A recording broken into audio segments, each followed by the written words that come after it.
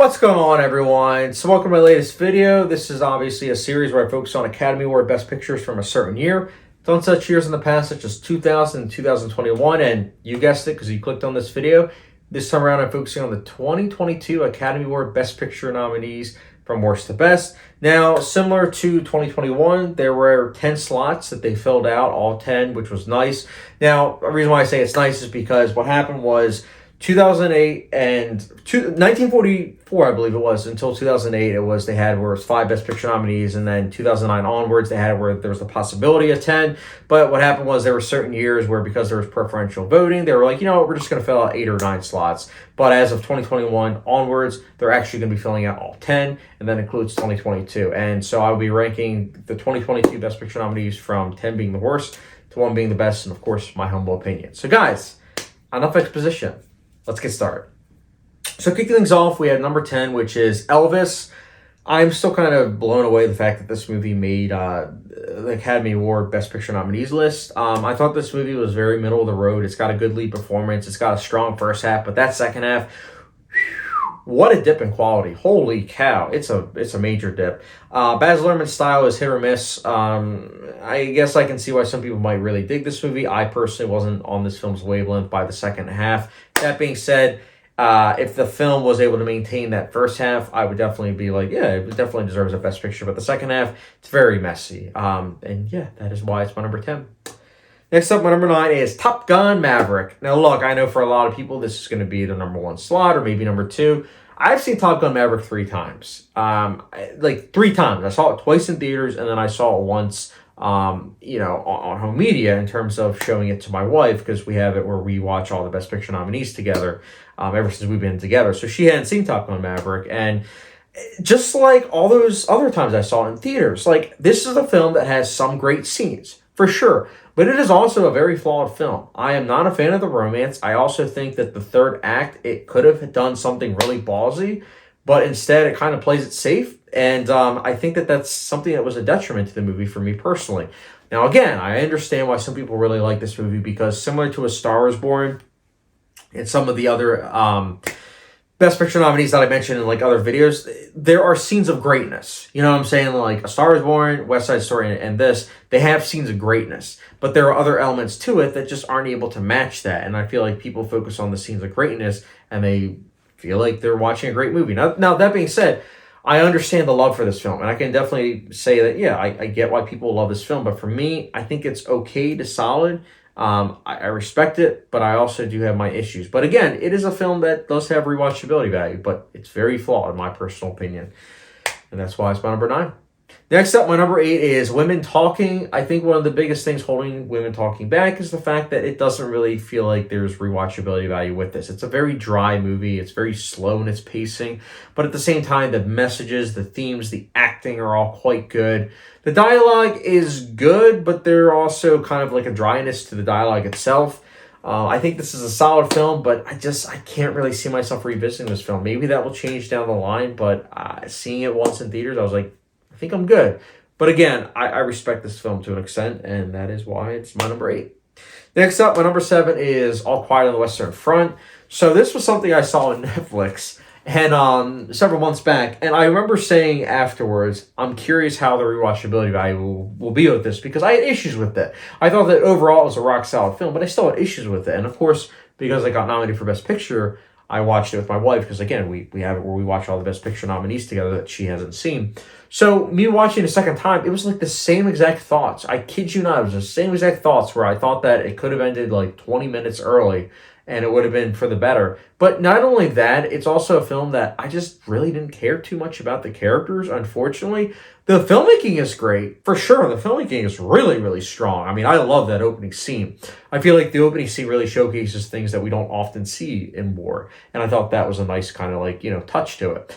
It's really good in terms of the cinematography. I'm not a fan of the score personally, which might be ironic because it is up for Best Original Score and it might win, hoping it doesn't. But I think this is a solid film, but I don't really know if I'm going to revisit this film. I really don't. The second viewing, I felt the same exact way about it. It's solid, and that's why it's my number 7. Next up, my number 6 is Avatar: The Way of Water. I like this film quite a bit. I do. It has its issues for sure, and I definitely think that a second viewing kind of made me feel kind of more clear about those issues. It is a film that is quite long for sure, but I will say that it is good, especially that third act when the action gets going. Holy cow, it is really good. 3D is excellent. Cinematography is great. The thing is, in terms of the rewatchability value, I don't know how it's going to be on home media. You know what I'm saying? Like, I don't know if it's going to be like merely a theater experience or if it's going to be a film that has rewatchability value. I know the first Avatar I do come back to quite a bit. I'm curious how the sequel will be in terms of that. But I will say that I did quite like it, and that's why it's my number 6.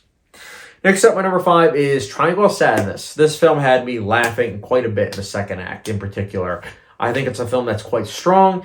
The third act, I do feel like, does kind of have some pacing issues just a little bit. But overall, it's a film that, despite feeling a bit overlong, it's a film that I overall quite liked what it was going for. And again, felt the humor was really good. The filmmaking is top-notch. It's a very likable film. Is the rewatchability value? I don't know. I've only seen it once. I do kind of have an inkling to revisit it at some point. But I like this film quite a bit, and I can definitely see the love for this. And that's why I'm glad it got nominated for Best Picture, because it got nominated for Best Picture, it got put back in theaters. So I was able to, finally watch it. But yeah, that's my number 5. Next up, my number 4 is The Fabelmans. Steven Spielberg, man, what a director. This is a film that's excellent. I really dug it. I actually revisited it a couple weeks ago, showing it to my wife, and I liked it just as much. It's a very emotional film. It's dealing with, like domestic drama, family drama, and I think it's very effective.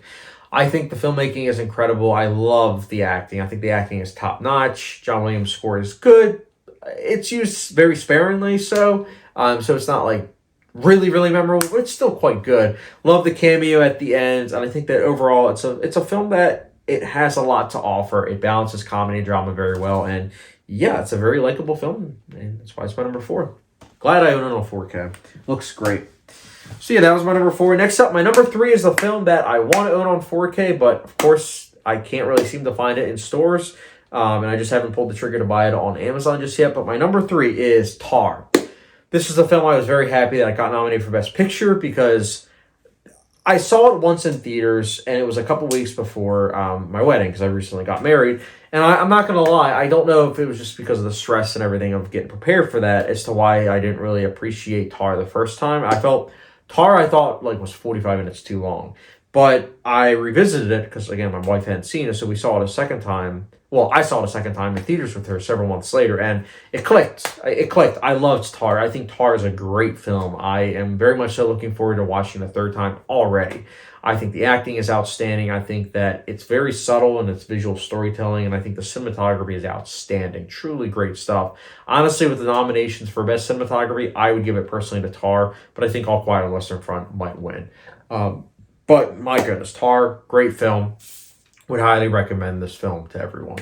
And yeah, that's why it's my number 3. Next up, my number 2 is The Banshees of Inisherin. So The Banshees of Inisherin is a great film. I don't own it on physical media just yet because there is only a Blu-ray out, so I'm kind of waiting to see if there's going to be a possibility of a 4K before pulling the trigger. But I definitely want to own this film. Banshees of Inisherin is great. It's similar to The Fabelmans. It does such a great job of balancing comedy and drama, but this is even more so.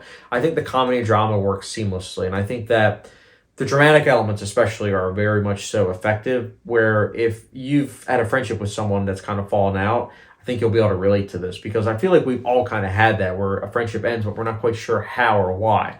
And for a lot of people, they never find out why, and it's frustrating. And I feel like this film delves into that and taps into something that we don't see too often. But very happy that, Martin McDonagh delved into it, and holy cow, what a film. What a film.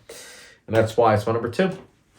Next up, my number 1. This is the film that one of my favorites of the year was my number 2 favorite film, actually, of 2022. And honestly, I think this film will win Best Picture. I guess we'll find out in a couple of weeks. I don't know when I'm going to be releasing this video, but I guess you guys will know soon. But my number 1 is Everything Everywhere All at Once. I hope this wins Best Picture. I really do. I loved this film. It is brimming to the very brim with originality. This is what filmmaking is all about. Blending so many different genres together seamlessly in a way where it's like anyone can relate to. Everywhere, And it's great. Honestly, I love Michelle Yeoh's performance. Kiki Kwan is also great. It is a film that is filled to the brim with so many great performances, the humor, the action, the pacing. Everything about this film works. It is a film that if you've been sitting on, I would highly recommend you check this out finally. It is a great, great film, and it's worthy of all the Oscar attention it's been getting. Check this out, please. And also, pick it up on 4K. It looks great on 4K. But yeah, guys, that's my ranking for the 2022 Best Picture nominees. Let me know your ranking in the comment section down below for the 2022 Best Picture nominees. And as always, guys, thank you very much for watching. With the subscription, notification bell, follow me down Letterboxd, and I will catch you guys later.